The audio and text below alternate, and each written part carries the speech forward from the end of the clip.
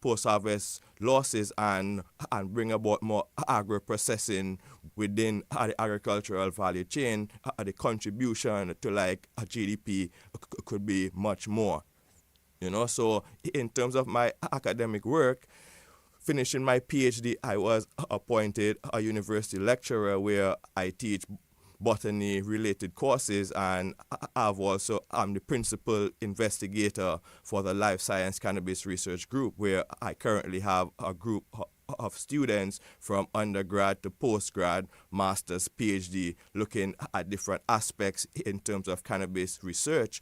We have focused on cannabis policy, where I have published numerous papers looking at how the Caribbean perception at a foreign direct investment model, looking at restorative justice, social equity within the enactment of cannabis legislation. I've also done work in other Caribbean countries such as St. Vincent, St. Kitts, in terms of assisting them in terms of development within a cannabis policy. I remember in 2020 when the volcano erupted in St. Vincent, we took the opportunity. That was when St. Vincent just enacted cannabis policy in 2018, and the volcano devastated numerous cannabis farms at that time. And we took the opportunity to donate 10,000 female seeds to the St. Vincent government, which was well received, and the farmers today still request some of this germinoplasm in terms of their cultivation currently. Was this something that you envisioned, Dr. Emmanuel, early in your studies? Did your mind conceive this at a very early age to be involved in this? Well, during my sixth form studies and being in England, and I was a member of the Ethiopian World Federation, and being close to the Rastafari community there, that was when I first understand the economic value and the social strata concerning cannabis, and how humans have developed such an intrinsic relationship with the cannabis plant from inception of civilization. So cannabis and human association is no strangers. The plant have pretty much evolved simultaneously in terms of human development, because we have seen where cannabis for a single species of plants can really impact human well-being in such a significant way, from structural support, from other tree fibers being the strongest tree fiber in the entire plant kingdom, from the nutritious seeds providing omega fats, from the cannabinoids or the trichome glands producing cannabinoids, which is very favorable for medicinal, adult use, spiritual, sacramental connotation. So for a single species, cannabis is a profound plant that has contributed significantly in terms of human development. But because of the negative stigma associated with like cannabis for so long through the post-colonial era, we see where the plant has been demonized, but this has been done for practical concerns because of development of pharmaceutical drugs and so on.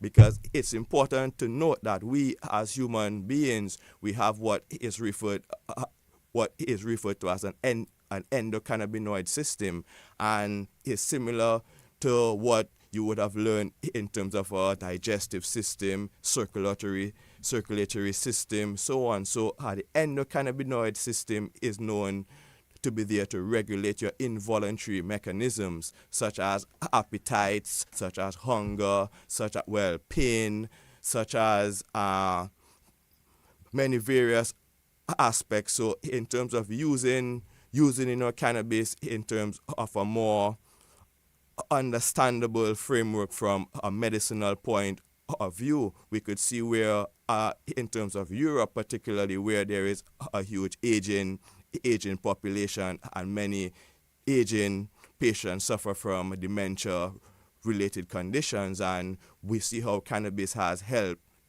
in terms of profoundly assisting dementia-related conditions. So your endocannabinoid system, which regulates those involuntary mechanisms, your human body produces endocannabinoids, and the cannabis plant is known to produce the highest concentration of natural cannabinoids known to man. So the association with cannabis and human beings have a profound impact based on human society. Not to take into the fact that it is a learning curve and there is still a lot of research to be done, but there are also some nuances and negative aspects based on cannabis on society that we definitely have to take into consideration when enacting cannabis policy.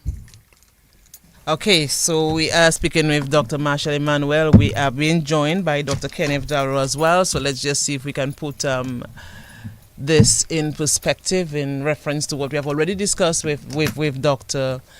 Emmanuel, as we welcome Dr. Kenneth Darrow on the program this morning as well. Dr. Kenneth Darrow, let me say good morning to you. It's a rush. Have you caught, your breath? And yes. Is it okay if you start now? Good morning, Iboni. I'm sorry. I actually was tuned in on my way down. I was calling you. I called you several times. I didn't get you. Yeah, I know. My phone, was out of charge, so it was probably on the charger at the time. Sorry about it. But I was tuned in, listening, and I know my friend, Dr. Emmanuel, my brother here, I heard him handling himself okay. So I felt that I really wasn't even needed this morning, everyone. Yes. It's good to get your perspective as well. Of course. Because I would like to find out from you, though, Dr. Darrow, what has happened since the symposium. Has Dominica identified export markets or begun engaging international buyers, things like that? Well, yes. So while it's still a bit early, of course, as you spoke about the markets, etc., first of all, I think I would like to hail the symposium a resounding success. And not success because that all is okay and then we're ready to implement or start the cannabis industry tomorrow.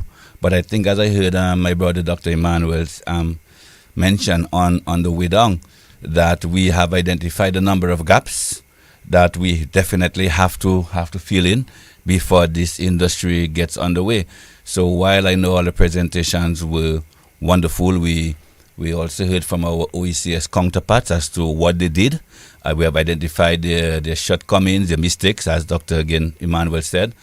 And I think, as you rightly stated, that we are in a very advantageous position to to move this industry forward. Plus the fact that we consider ourselves an organic island, lots of virgin soil, etc., etc. So I think we have a product, but the gaps definitely have to be filled.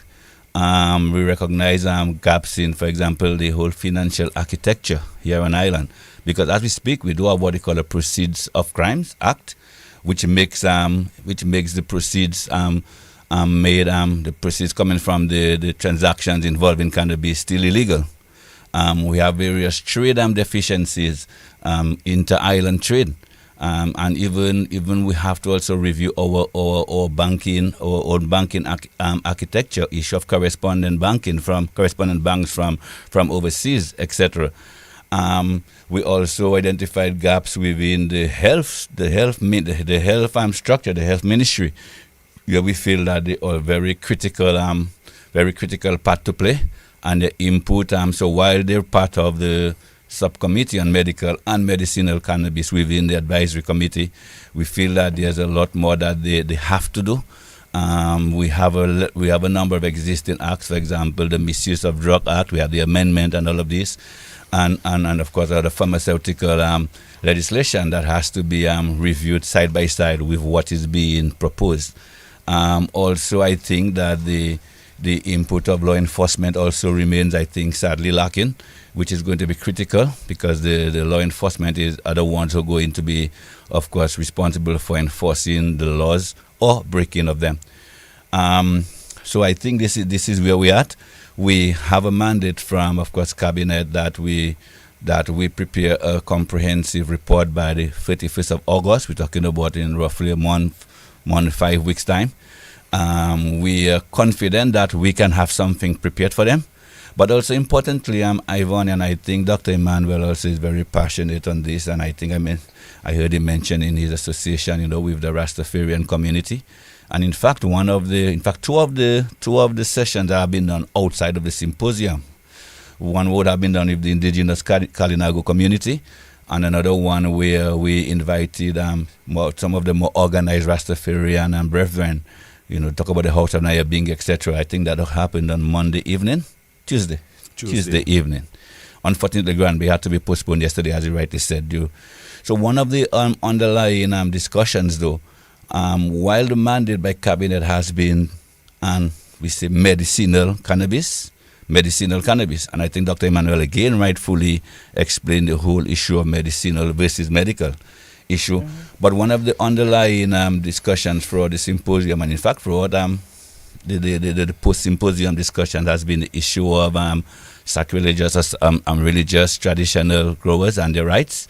This was brought up interestingly also in the Kalinago space on Monday evening, and of course by the organized Rastafarian community. The government, has already taken steps back in 2020. It was, I think, if I recall, 2020, Yes. 2020, 2020. Yes. We had the amendment of the Misuse of Drug Act Amendment 2020, where we dealt with the expungement of minor quantities, folks who had been convicted for minor 28 grams or less, and also to permit the growing of fruit trees per adult per household, and also being able to walk on in possession 28 grams of cannabis.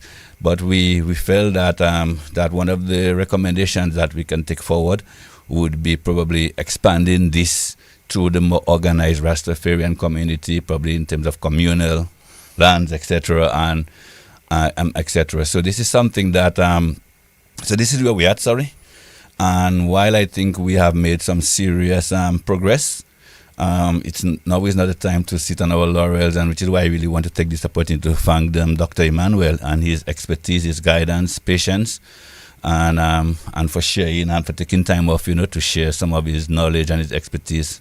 And of course, we really welcome his guidance in this process, which is not as easy as some folks, seem to think that it is. Yes, and that is right, rightfully so, because the nation needs to understand that there is no such thing as a perfect cannabis policy, right? It's a work in progress to understand the sort of pillars which are needed in terms of cannabis reform. So it's a very complex task, such as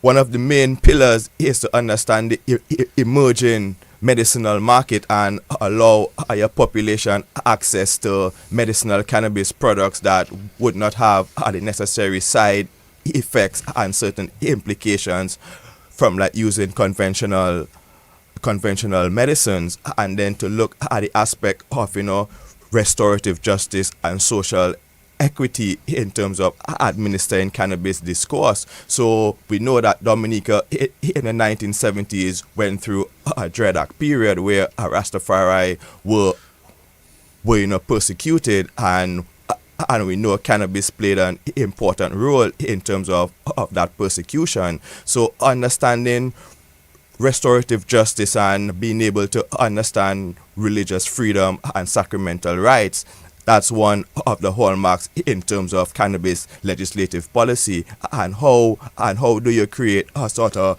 even platform for Dominicans to really benefit from wanting to participate within the regulated market? So understanding, enacting cannabis policy while emerging the new medicinal market, but also trying to balance the illicit market and allow farmers that incentivization to be able to transition from the illicit market to a regulated market, to understand the earning potential based on their experience from cultivating cannabis in the illicit way.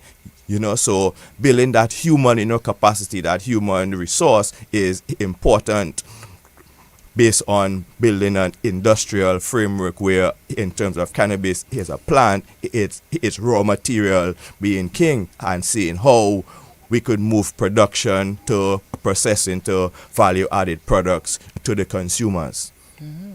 there are many areas that we can look at. I want to go back to what you said, Dr. Kenneth Darrow, about the various national organizations. I'm talking about the Rastafari organizations. Do you get the sense that, Dr. Emmanuel, Dr. Darrow, from this symposium to this symposium, and you traveling with the team to in various communities to educate people on what we are doing in Dominica, do you get the sense that there should be a greater cohesiveness among the various organizations, or do you see, that they are on track with this? Well, yes. If I may, I think way back in 2018, when the CARICOM, when the CARICOM Commission on Marijuana presented its report to CARICOM. So while they did not come to Dominica in person to the surveys, etc., of course, because of Erika in 2015 and Maria in 2017, they did do the work, and I think from the survey, if I recall, as it pertains to Dominica, they said that 60%, 57% of the population, felt that there was time now to take this discourse forward, meaning in a positive direction. So yes, I also think that, and one of the things that I try to do is try to talk to the people I know who are interested in this cannabis industry, that they should not just sit home, and wait until they think there's a licensing authority in place and apply for a license. They need to be part of the discussions. They need to listen to the media. They need to come to the various community outreach meetings or consultations that we're having, so they can learn. I mean, I've listened to Dr. Emmanuel, I think, from the State House, from the symposium, and down to the community level. And his presentation, is something I think that each and everybody, you don't necessarily have to be interested in the cannabis industry, but his presentations, I think, is something that everybody should listen to, or look at, or be a part of and study, so that they could their perspective on the whole perspective on ganja can be changed. Because whereas in the past, people looked at ganja or cannabis as something that as a proponent of madness, chronic psychosis, etc. This really is not so. I think I mentioned that in the show last time, that part of within cannabis, the CBD, in fact, has antipsychotic properties. The CBD within the marijuana. So we are here, and I also think, Ivan, very importantly, coming from the symposium, the issue of also regional, sub-regional, and even regional discussions also has to intensify. I want to go on this because I mentioned one of the gaps that that came to light in this symposium is the issue of trade. And while probably we might establish a market, I'm just saying, for example, let's suppose we establish a market to I'm just saying Europe. And while an airline might be inclined, to transport, but they will ask, what if we have to we have to do an in-transit in Jamaica, in Trinidad, in St. Lucia? What is St. Lucia, Jamaica, Trinidad's laws as it pertains to the issue of cannabis? Yes. So I want to go on this a little, a little later on exactly what you're speaking there. But I want to get the feel from Dr. Emmanuel in reference to what I asked earlier. So I was looking at Dr. Emmanuel. Of course, you have been here for a while now, and you have information on Dominica. But I was looking at the various organizations, Rastafarian organizations. What would you tell them? Because I'm not sure if they are united enough, as before. And it's not just for the Rastafarian committee or committees, in fact, that we're doing this. Everybody can get involved. But I'm just looking at the whole movement, Rastafarian movement in Dominica, and what is your advice to them? Yes, and what I would say is the sentiments that have been conveyed via the current discussions taking place. There is a lot of talk in terms of rights towards Rastafari and what Rastafari people have been through throughout the prohibition time, But when we looked at the data, right, in terms of the region, and we looked at what are the socio-demographics of the people who were, convicted under the law, and when we look at the persons currently having records expunged, we see where Rastafari people are definitely featured, but they are not necessarily the they are not necessarily the like majority, right? So we understand there's a sacramental dimension, right? But it takes level of organization and stewardship to bring the Rastafari community under a sort of stratified framework to be able to take advantage of such rights. So for example, we see where in England currently, where the Ethiopian World Federation provides chaplaincy duties to Rastafari persons within the prison, within the hospitals, within the military structure of Europe. So we have been in current discussions based on the British Embassy within Jamaica to understand the use of cannabis via sacramental purposes. And currently I have been instructed by the International Rastafari Group called the RMO, Rastafari Mansions and Organizations throughout Africa, throughout Latin America and the Caribbean to develop a sort of standardized protocol to be able to differentiate what sacramental cannabis is in the same way we have kosher and halal products. So there is a differentiation, and it's a unique opportunity for the Rastafari community, because whilst the world pushes medicinal cannabis or adult use cannabis, here in the region we have given sacramental rights. We have seen it in terms of Jamaica's policy. We see where Barbados was the first country to bring about a sacramental bill. We see where Trinidad has proposed religious and sacramental rights. We see where recently in St. Lucia's bill there's a huge aspect based on religious rights and religious freedom in terms of cannabis. And we see where Antigua being the first country to really bring about a sort of sacramental program that has brought the Rastafari communities into the regulated framework to be able to cultivate cannabis for sacramental rights. So the organization, the structure is important to be able to reap these economic benefits from cultivating cannabis for sacramental rights. And as you're saying this, I'm also thinking, apart from the medicinal benefits that we talk about and even the economic benefits, there are more benefits, that we can derive from this. Because this is rooted in environmental integrity. This is also rooted in local empowerment and regional collaboration.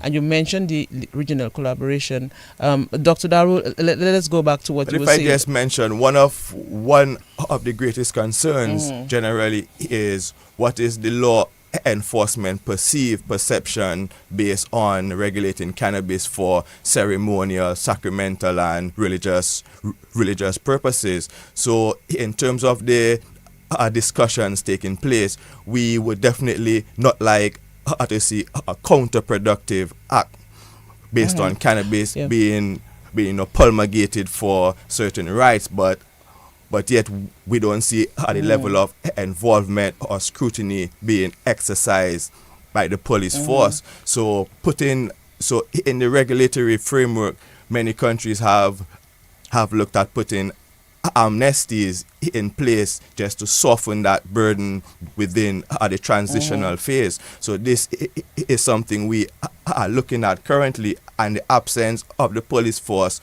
not being there at the symposium sends a very strong signal to the Rastafari community and to the average Dominican too, that they are not necessarily totally on board, but it's important that we hear what they have to say, and they also need to hear based on what is happening globally, regionally, in terms of advancing cannabis rights for other average citizens.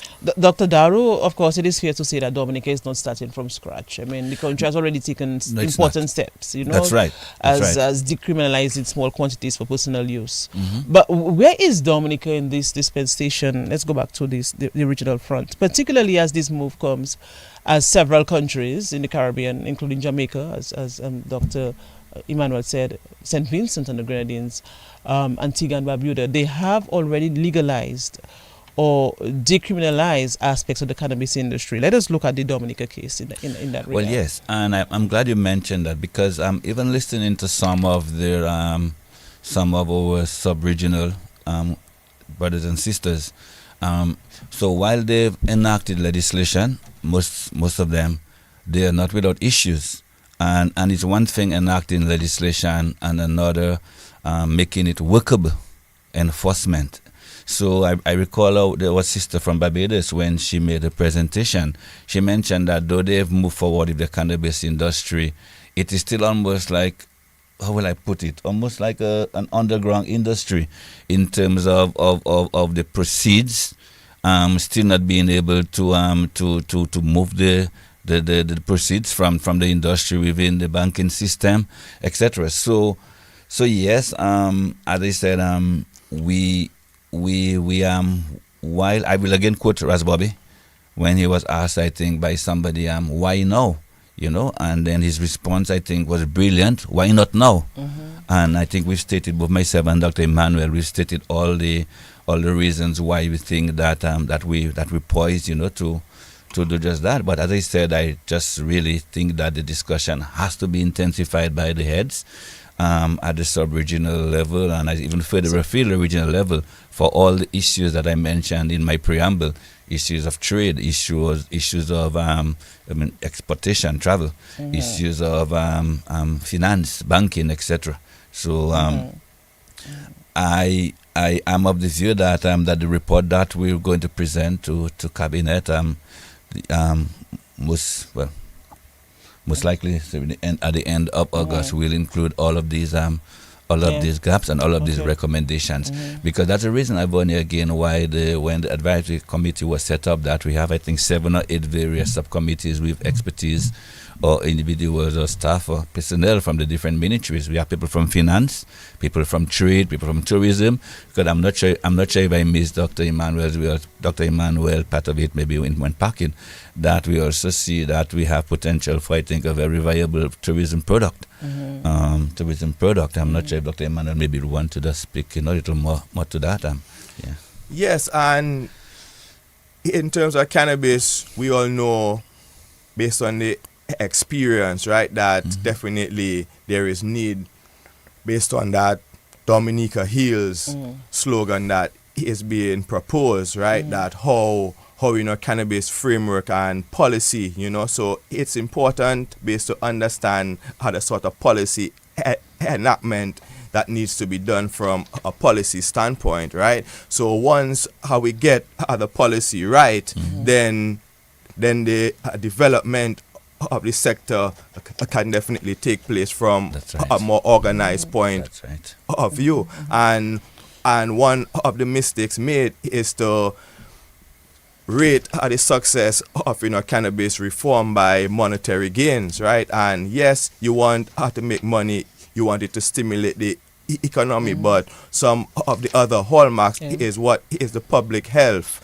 impact of cannabis reform, what's the social equity, was the restorative justice, right? So looking at all those various aspects in terms of how your society functions, the impact of cannabis reform could have great meaning to all these different aspects of cannabis reform. Yeah, there's also the issue of stigma and discrimination and miseducation also. But let's take a call. Hi, good morning. Yes, good morning. Good morning. I am listening to the discourse. I thought I am thinking that hello? part of the... Hello? Yes, you're kind of distorted. You are distorted. I'm not sure why. Okay. Normally you are very clear. No problem. Okay. Let's see if it improves. Okay, so I guess he'll call back. And with his intervention, as we discuss, as I said recently, we had this and national I just wanted symposium. to point, while maybe we wait another caller, Ivonia, that the issue of cannabis not only to be looked at as just the medicinal aspect of it, also came to light in the presentations by our friends from the OECS Authority, OECS Commission, and also ECCB. And this is also a channel for regional integration as yes, well. it is. And it is. And the ECCB also, I mean, who with their sub-regional, expertise on finance, etc. Their presentation focus on the fact that that we could build an entire industry around cannabis and not necessarily just medicinal. Yeah. Let me just ask Dr. Steinberg Henry. Of course, you can call back. You were distorted when you called, but we would like to hear your intervention as we continue to speak about this. So let us explore the and we just spoke about the region and the benefits this can bring about, regional integration, all of that. Let us explore the economic potential and the urgency of regional action. Have we looked at that during the 2-day symposium? Yeah, sure. And we have done some preliminary work just to understand the feasibility of the economic potential of regulated cannabis within Dominica's framework. And just by looking at some simple numbers, right, we see how the earning potential based on cannabis sales within the local space could actually generate from 50,000 to 70, 80,000 Eastern Caribbean dollars per day based on sales, looking at the current consumption patterns and the way Dominicans purchase cannabis currently within the unregulated market. So by looking at these potentials and putting it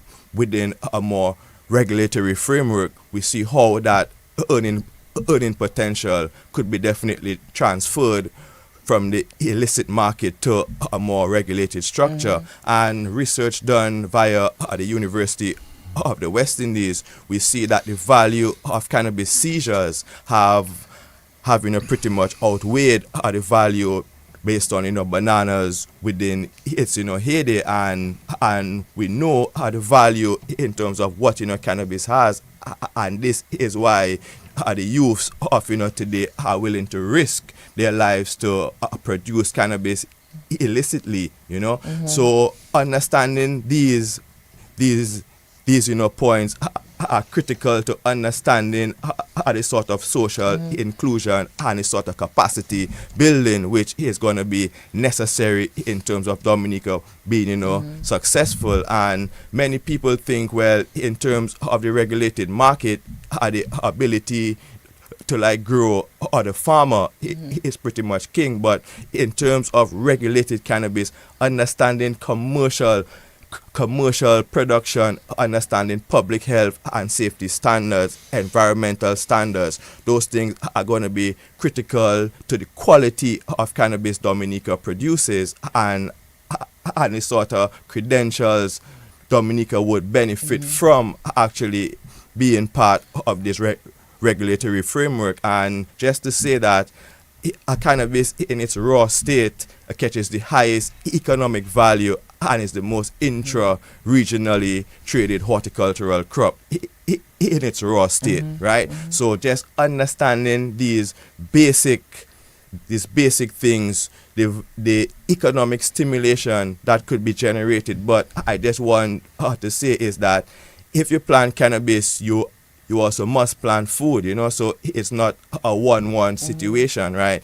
And because of the enthusiasm that we see, particularly within the younger generation, it's a good opportunity to bring about more horticultural practices, environmental stewardship in understanding production protocols and maintaining public health and safety. Dominica is no stranger to agricultural value chains, from bananas to anthuriums to citrus. So here we have a new opportunity based on an agricultural commodity to be able to enact proper standards, right? We see where we don't necessarily pay attention to standardized production only when we are interested in export markets, but the globalized world is pretty much changing based on quality assurance methods of production, such as organic production. The consumer are willing to patronize products based on certain ethical, moral, and quality parameters. So I think Dominica is really situated within that uniqueness to take advantage Okay.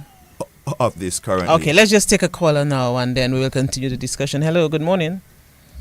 This is probably a non-commercial question, but I just wanted to say something about the concept of the sacrament. I know Antigua somehow has included elements of that into its commission structure, and what it means is Ivona, are we going to allow the Dreads, as they call them in Dominica, or the Rastafarians in general, those who suffered in Dominica, are we going to allow them to tell their story as the commercial aspect of cannabis advances? And that is, I hope, part of the sacrament. I don't think it would be wise to leave them in a state of suppression. We talk about psychosocial everything. Will they be allowed to tell a story? Is that part of the evolution of sacrament? I just thought I'd ask. Excellent discussion. Thank you. Thank you, Dr. Stanwick Henry. Dr. Kenneth Darrow, you may want to lead with the answer here. Or? Well, yes.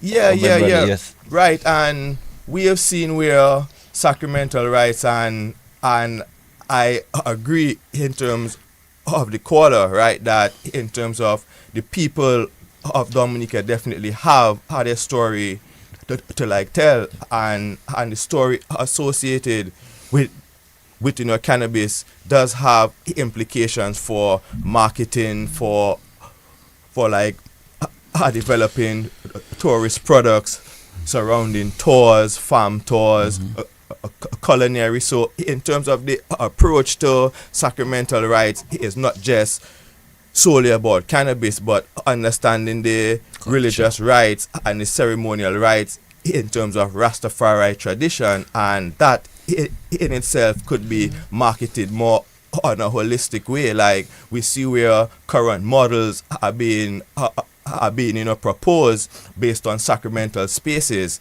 Let's say like we know Dominica has some unique places that has been traditional Rastafari communal spaces for some time. We see like Jacko Flats in Bells, like Mal and Eunice doing tours.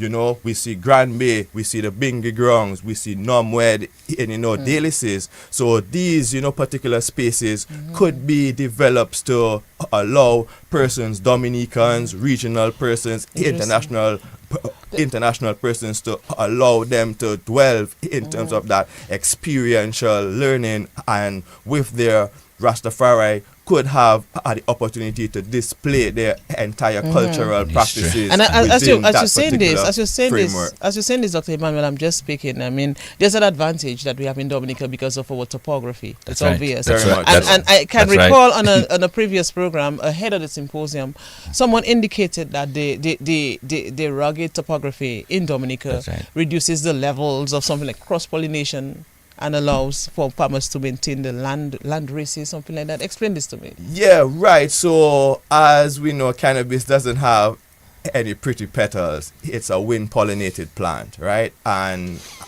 in terms of modern day cannabis, there are certain aesthetics and organoleptic qualities associated with, in terms of what persons perceive in terms of good quality cannabis. So like Dominica being how it is very mountainous and lush, we actually definitely do not propose the cultivation of hemp, which is used for structural uses. Fabric. So in terms of that could have implications in terms of quality of cannabis grown for medicinal, therapeutic, sacramental use. So in terms of Dominica being one of the only countries in the OACS region that doesn't have an international runway thus far, that might be an advantage based on the preservation of land races.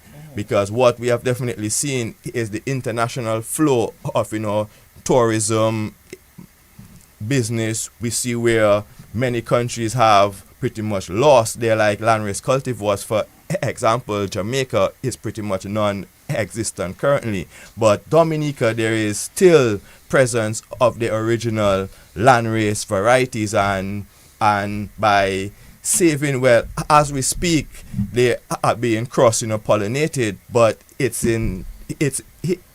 important that we look at that marketing value of our local land races, because we can apply geographical indicators and IP rights to allow some marketing value in terms of trade, international trade of germinoplasm. And one thing we know from research perspective is that as the world becomes more liberal in terms of cannabis legislation, production is going to be pushed more in terms of the equatorial regions, where it is more productive, maybe cheaper to actually produce cannabis, right? But what we want to do is to be able to capture that aspect, but also be able to add value in many retrospects from like cultural experiences, from research and innovation, from technology to be able to position Dominica uniquely to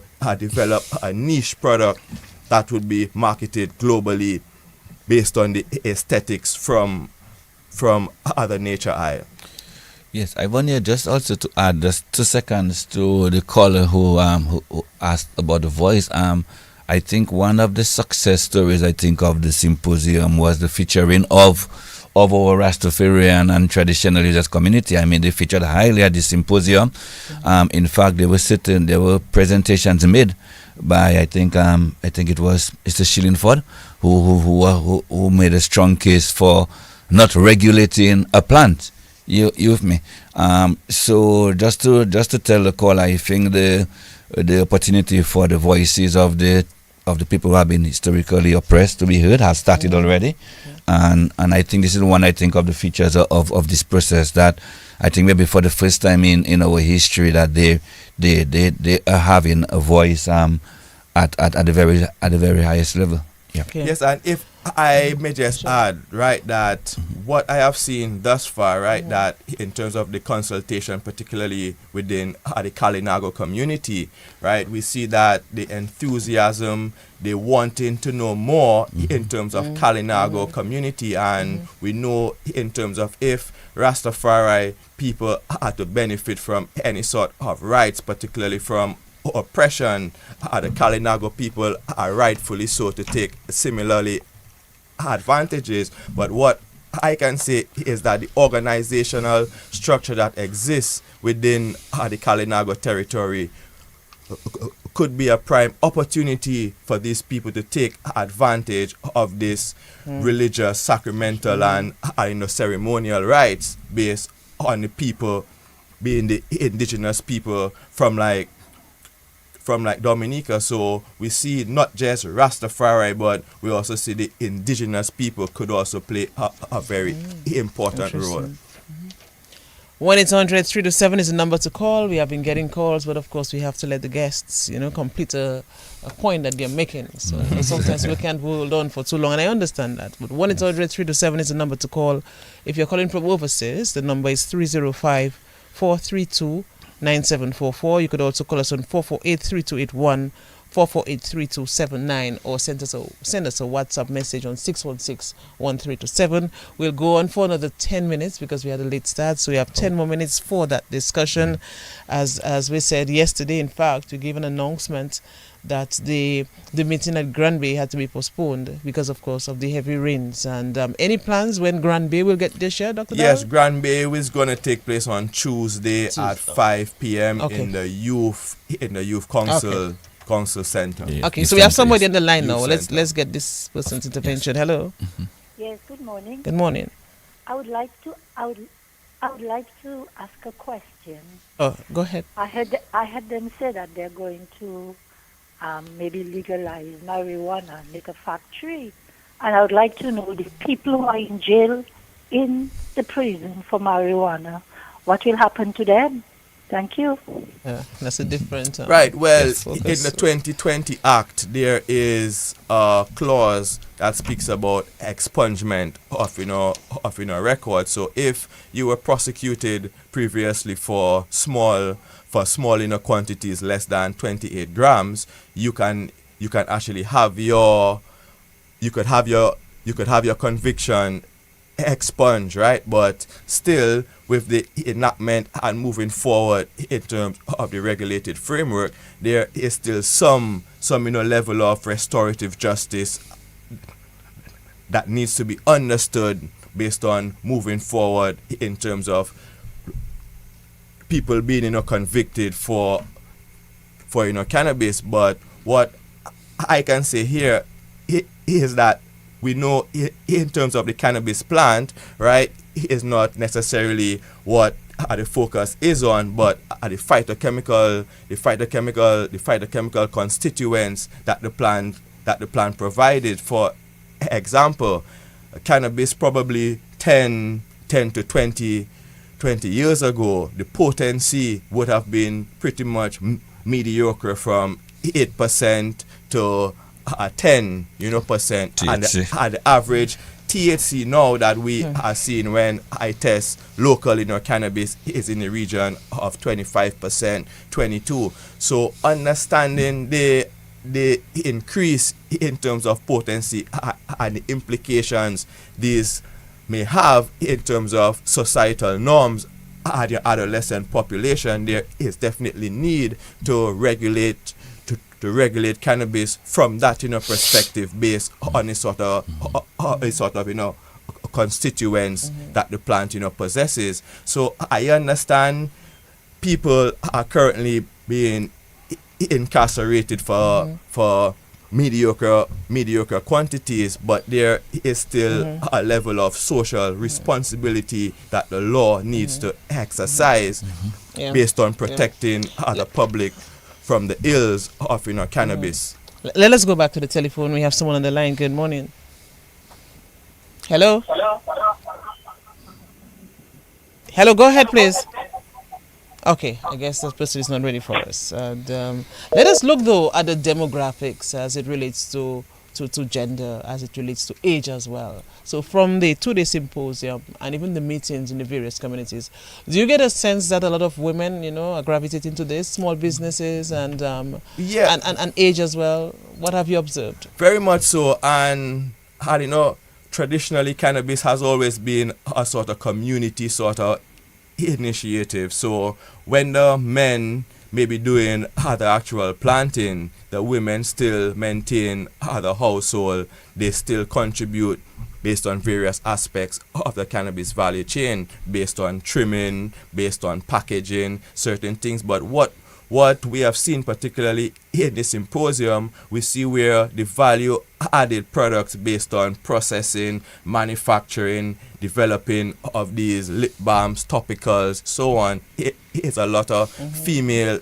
enterprises pretty much engaging within that production mechanism. So we see where there is social inclusion from every aspect of society, from the small man to the middle income to women of all different demographics. And what we have seen to globally, based on your statistics, we see where women have advanced based on using cannabis for many health related conditions, such as endometriosis, such as fibroids, such as periods pain. It's also famously known that the Queen of England possibly used cannabis coming from Jamaica for her period pains. Interesting. Looking at what you just spoke about into the social inclusion and Dr. Darrow, obviously this is another major benefit, from what we are doing. Yes, of course. And of course, which brings me back to the point I made earlier, that I'd also like to take this opportunity to appeal to the public, that they should take an active part, in this initiative. Yes, I know we had a very good crowd at the Kalinago territory discussions, but even the second meeting, I think probably the stigma still attached to cannabis probably might be one of the factors probably deterring some folks, but we need to let them know that they need to come out there. Okay, sure. Let's Go just ahead. take a call. Yeah, it's Hi, important that good we hear from the morning, people. Yes, of course. Yes. Good morning. Hey, morning, Miss Yes, Mr. Mrs. Daru and Yeah. the other guest. I don't know his name. Dr. Emmanuel. Dr. Emmanuel. Yeah. Okay. I just want to contribute to what the brother is saying. I think he have a foreign accent. I really appreciate all the things he have been saying because we have been saying that for the longest while. But it's just because of the international policy that was on the small island, we couldn't do what we want because we have to follow laws. But I really want them to continue pushing that whole product of the cannabis because there is so much that can be done. As he was saying, we have so much different part of the island with different tropical weather. Like you go on the coast, you have a different weather. You go on the south, you have a different weather. And you can grow the marijuana, you can grow the hemp. The hemp is a different product from the marijuana, and you have different stages of marijuana, grades. And I really want them to continue on that drive. I know it's going to be a big benefit to Dominica because it's something new to us, but we're going to get adopted to it. And people like Mr. Daru, he come from an era which had a very good brand, a Bay Leaf brand, which is almost like the marijuana. Oil is very good for many illness. As the brother was just saying there, even the Queens was using the marijuana product. And there are many great people in the world, stars, movie stars, presidents, and they're using it, but we don't know. So I want to congratulate them and Mr. Daru especially. I know a brother from his era up there, the new pilot, Mr. Defoe. He's another conscious brother, and I believe things can happen. Work towards it. Yeah, man, have a good day. Let me just tell you, though, caller, quickly. You may have missed the program from the start, but this brother that you speak about is a son of the soil. He's a Dominican. He's really, though, he's not residing here, but he's a trailblazer in plant biotechnology and cannabis research at the UWI Mono campus in Jamaica. Just want to let you know and this. I want him to continue out to the region because where people like Marcus Garvey have left, it's people like him that have to take it over. Thank you. Thank you. But we're nearing the end of the discussion. Thank you very much, caller. Yes, you'd like to. Yes, and we are of the view that Dominica definitely has a comparative advantage to contribute within the regional advancement of cannabis.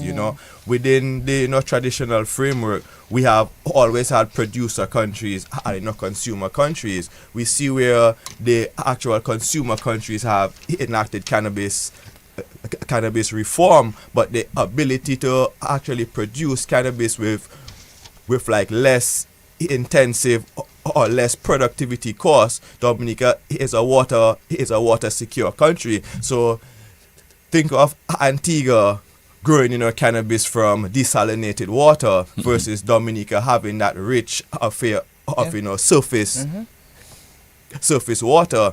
So in terms of the Dominica size, in terms of relativity to its other neighbors, the actual production could definitely be something where Dominica has that comparative advantage. And in terms of the indigenous knowledge, where Dominicans have been cultivating cannabis from the 1970s. So as a government, as a strategy, how do we now develop that sort of human capacity which Dominica has, but how do we encapsulate that within a sort of framework from like training, from certification to be able to export services from regional sharing. So we see where testing, Dominica has a very internationally certified testing lab at the Bureau.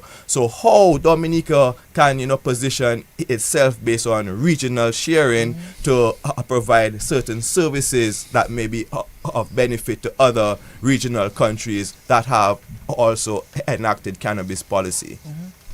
Okay, so we have come to the end.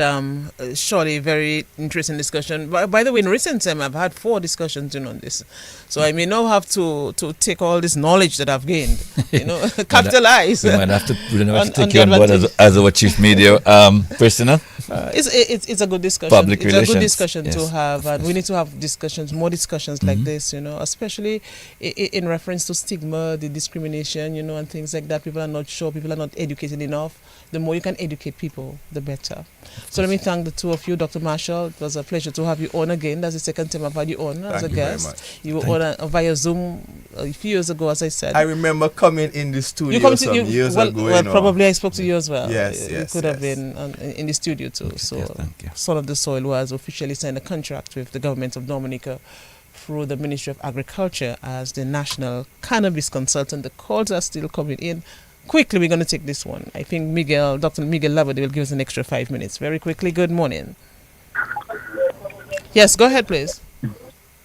I just think as a final note that you need to invite some brothers from the Rastafarian Red community Oh, yes. to have a similar In program. fact, that's in the planning stages. So it will happen beautiful. soon. Yes. It should be beautiful. Yeah. Thank you very much. Thank you. So thank you, Dr. Emmanuel. Thank you, Dr. Kenneth Daro as well. Dr. Kenneth Daro heads the National Advisory Committee. It was a pleasure speaking with you. Probably we need to have look at organizing, Dr. Daro, like a weekly or bi-weekly program, maybe in the evening, 1 hour, so we can see what can be done. Of course, we can talk about it. Of course, we can talk about it. And yes. All right, and of course we'll have Dr. Emmanuel at times because technology has provided us that opportunity. I'll be happy to contribute. Yes. All the best to you too. All right. Okay, thank you, everyone. Thank you very Thank you much. for having us.